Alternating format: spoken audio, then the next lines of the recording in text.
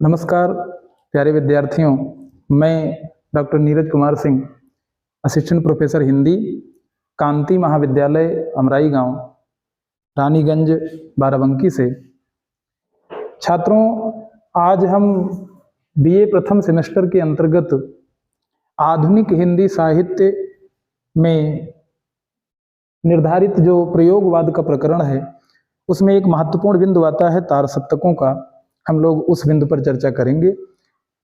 तार सप्तक सच्चिदानंद हीरानंद वात्स्यायन अज्ञेय जी के संपादन में 4 सप्तकों का संपादन हुआ, जिसमें 7 कवियों को सम्मिलित करके उन्होंने अपनी उपस्थिति साहित्य में महत्वपूर्ण रूप से दर्ज कराई।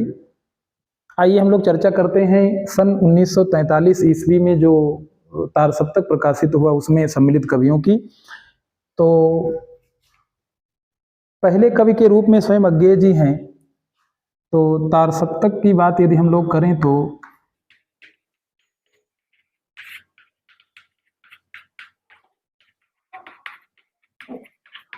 सन 1943 में इसका प्रकाशन हुआ और 7 कवियों को मिला करके, तो पहले तो हम कह लें कि सच्चिदानंद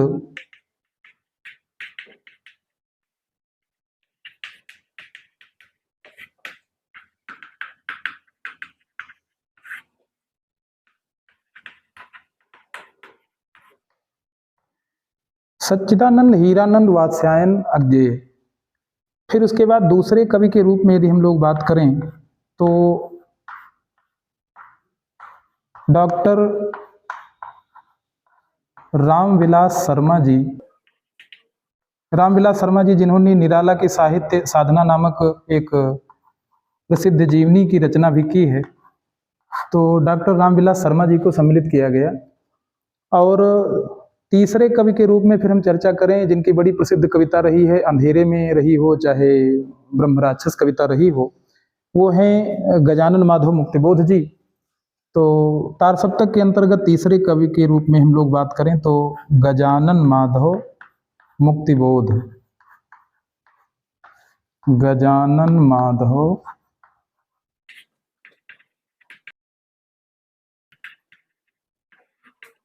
और फिर चौथे कवि के रूप में प्रभाकर माचवे जी का नाम आता है।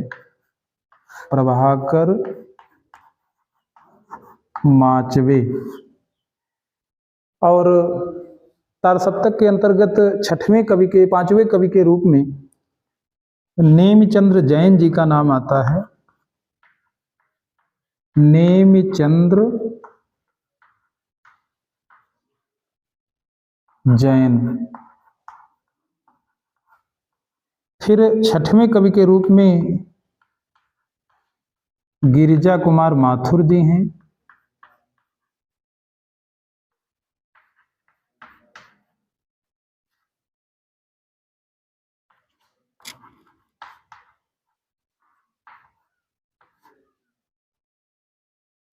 और 7वें और अंतिम कवि के रूप में यदि हम बात करें तो भारत भूषण अग्रवाल जी हैं।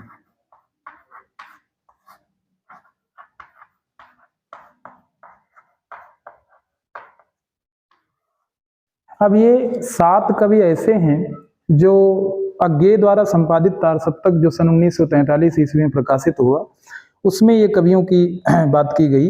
इनकी प्रतिनिधि रचनाएं उसमें संकलित हैं। छात्रों, एक प्रश्न बड़ा महत्वपूर्ण पूछा जाएगा कई बार कि वह कौन सा सप्तक रहा जिसमें कोई भी कवयित्री शामिल नहीं की गई है। तो आप सबको उत्तर देना है कि वह अज्ञेय द्वारा संपादित सन 1943 ईस्वी का तार सप्तक ही है, जिसमें सब के सब कवि सम्मिलित हैं। उनकी कविताओं को शामिल किया गया है, कोई भी कवयित्री शामिल नहीं की गई है। बाकी जो दूसरा सप्तक है, तीसरा सप्तक है और चौथा सप्तक है, उसमें एक एक कवयित्री की कविताओं को भी शामिल किया गया है, उनको भी सम्मिलित किया गया है। लेकिन तार सप्तक में कोई भी कवयित्री शामिल नहीं है। यह एक बहुत बड़ा महत्वपूर्ण प्रश्न बनता है आप सभी से, तो इसे हम लोग जान लेंगे। तो एक बार फिर से हम इस क्रम में चर्चा यदि कर लें तो 7 कवियों के नाम आप सभी को याद हो जाने चाहिए। और हम समझ लेंगे कि वे कौन कौन से कवि हैं जिनसे ये प्रश्न बनेगा। कई बार प्रश्न ऐसा भी बनेगा कि नेमिचंद्र जैन को कौन से सप्तक में शामिल किया गया है, तार सप्तक में या दूसरे सप्तक में या तीसरे सप्तक में या फिर चौथे सप्तक में। तो जब हमको याद रहेगा सातों के नाम क्रम से, और मैंने ये नाम जो लिखे हैं अगर हम देखें तो ये जीवन काल के आधार पर भी इनका उस क्रम में लिखा है कि जिनका जन्म वर्ष सबसे पहले, फिर उसके बाद इस क्रम में भी लिखा हुआ है। तो बड़ी सरलता होगी कि यदि इन सातों के नाम याद कर लें, समझ लें, तो कौन किस सप्तक में सम्मिलित किया गया है ये उत्तर बड़ी आसानी से हम लोग दे सकेंगे। ठीक है, तो आइए चर्चा करते हैं। तो जो प्रयोगवाद में तार सप्तक का प्रकाशन हुआ उसमें 1943 ईस्वी, उसमें सबसे पहले तो सच्चिदानंद हीरानंद वात्स्यायन अज्ञेय जी स्वयं हैं, और फिर डॉक्टर रामविलास शर्मा जी हैं, और फिर जो है गजानन माधव मुक्तिबोध जी का नाम आता है, और प्रभाकर माचवे जी, डॉक्टर नेमिचंद्र जैन जी, और गिरिजा कुमार माथुर तथा भारत भूषण अग्रवाल की बात हम कर लें। इन 7 कवियों को मिला करके तार सप्तक का संपादन किया सच्चिदानंद हीरानंद वात्स्यायन अज्ञेय जी ने। और इसी के बाद दूसरे सप्तक की यदि हम बात करें जिसका प्रकाशन वर्ष 1951 ईस्वी है, उसकी चर्चा हम लोग नेक्स्ट वीडियो में करेंगे छात्रों। तब तक के लिए नमस्कार, धन्यवाद।